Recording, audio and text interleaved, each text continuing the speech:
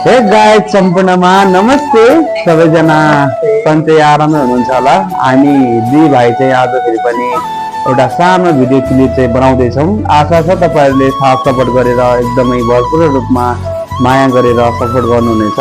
आज अहिलेको यो समय हेर्नुहुन्छ भने लगभग 9 बजेर फेरि पनि 16 मिनट गइसकेको छ। आज तपाईँहरूमा सानो युट्युबमा चाहिँ भ्लग छोड्दैछु। सबैजना सपोर्ट गरेर अगाडि बढ्नु होला। अब गर्मीको माहौल छ, कतिपय ठाउँमा चिसो पनि छ। पहाडमा बस्नेहरूलाई त एकदमै जाडो भइरहेको होला, तर पनि राम्रो तरिकाले एउटा बाक्लो ओढ्ने ओछ्याउने मजाले ओढेर चाहिँ सुत्नु होला।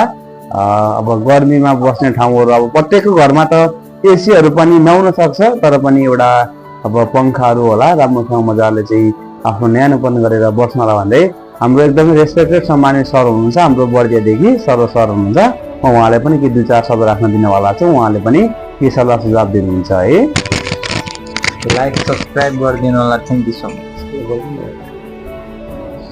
उहाँ चाहिँ सायद लजाउनुहुन्छ है। अब सायद उहाँ जतिको केटी मान्छे पनि सायद लजाउनुहुन्न होला, उहाँ एकदमै लजाउनुहुन्छ क्या। त्यही भएर उहाँ चाहिँ धेरै साह्रो बोल्नुहुन्न। जस्तो लागे पनि लाइक कमेन्ट गर्नु होला, सब्सक्राइब गरिदिनु होला।